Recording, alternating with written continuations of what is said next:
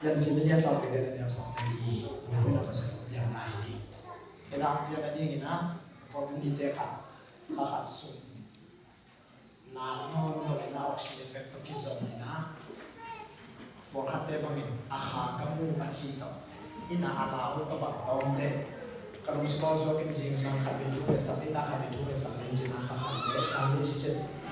Kalau na sa tobia jo ka bangin sa chen na pasya na humpiak sa chen na.